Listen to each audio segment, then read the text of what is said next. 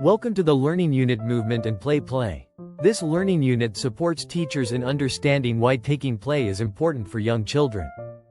In this unit, you'll discover why play is so important for young children. Play is how they grow, physically, socially, and emotionally. You'll learn how play supports motor skills, confidence, and social learning. How children learn through play, even when it seems like just fun. How you adjust your games so children are playing instead of working. In this slide, we look at two different types of play, and how both are essential in our teaching. On the left, we see child-led play. This is where children take the lead. They explore, imagine, and create their own games.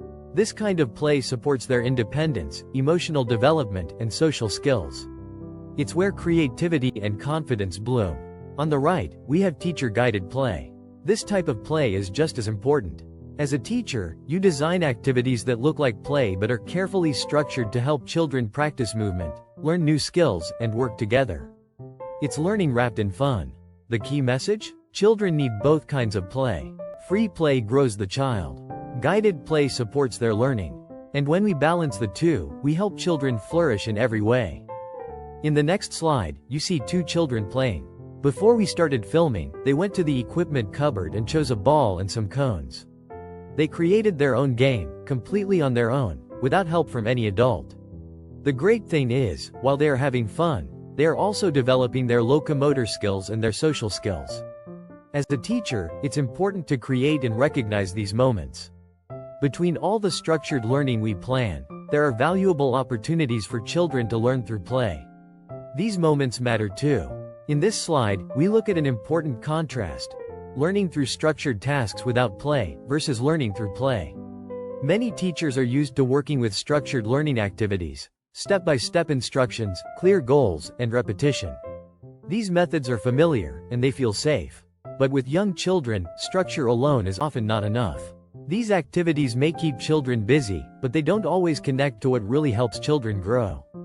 Play, on the other hand, is how young children naturally learn. It feels joyful, but it is also powerful. Through play, children are actively involved. They explore, test ideas, make decisions, and solve problems. They are using their bodies, their imagination, and their voices. They are learning to negotiate with others, to try again when something doesn't work, and to express themselves in creative ways. Learning through play goes deeper. It connects thinking, movement, language, and emotions all at once. Children remember what they do in play because it's meaningful to them.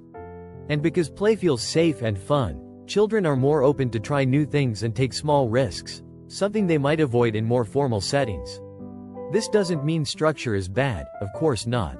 But when we only focus on formal instruction, we miss out on the learning that happens when children are curious and engaged. Our job is to build learning environments where both can happen, where we guide and support, but also step back and allow for exploration.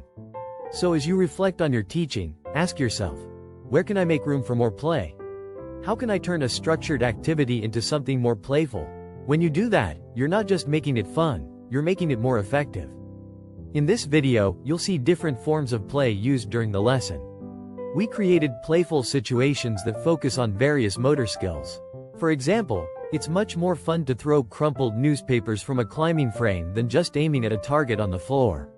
And running becomes more meaningful when children are collecting Lego bricks to build a tower, rather than just running back and forth. Storytelling is also a powerful form of play. In the video, you'll see children acting out the movements of animals, a playful and engaging way to develop their locomotor skills. By adding playful elements, we make learning more fun and more effective. In this slide, we look at ways you, as a teacher, can bring more play into your PE lessons, without losing focus on learning. Storytelling is a simple but powerful tool. Turn your lesson into a story. Maybe the children are on a jungle expedition, or exploring outer space. This gives meaning to movement and sparks imagination. Use familiar play materials, like Lego, board games, or even a deck of cards. These objects invite curiosity and can be used in movement tasks, like collecting, sorting, or building during a running game. You can also set up open-ended situations. For example, place materials around the gym, but give no instructions. Let the children invent their own games. This supports creativity and decision-making. Another playful strategy is to transfer classroom themes into the gym. Bring the cooking corner, the shop, or the hospital role play into a movement setting. Children love combining pretend play with action. Then, add a playful twist to practicing skills. Instead of just throwing at a target, they could be feeding a dragon or putting out a fire. The goal stays the same, but the fun increases. Create simple challenges or missions. For example, can you build a tower without getting caught?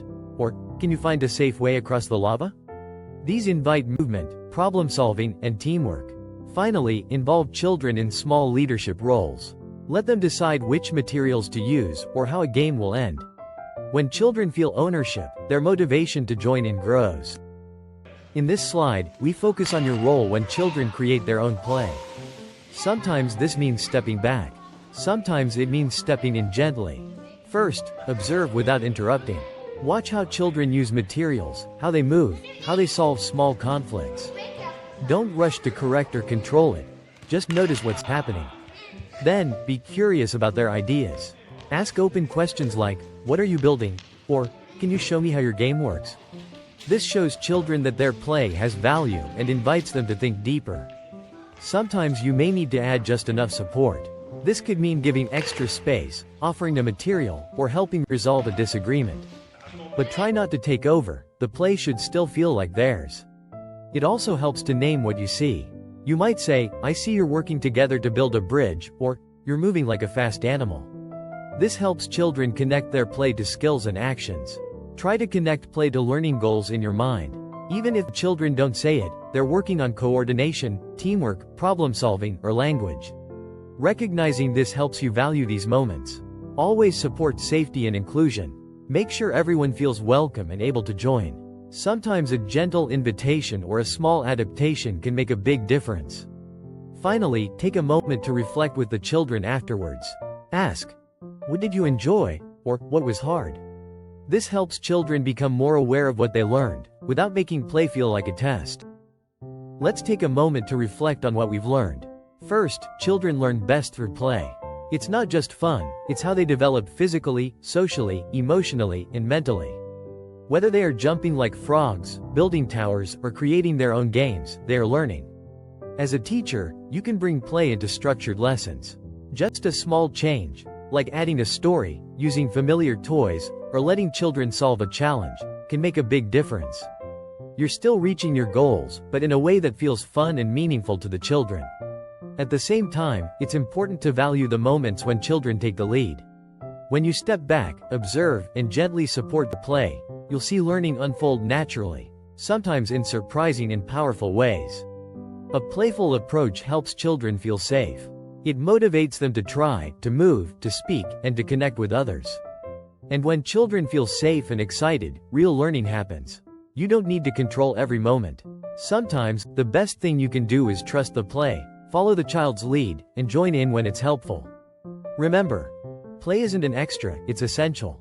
And the good news is, with just a few small changes, you can make every lesson more playful, more joyful, and more effective.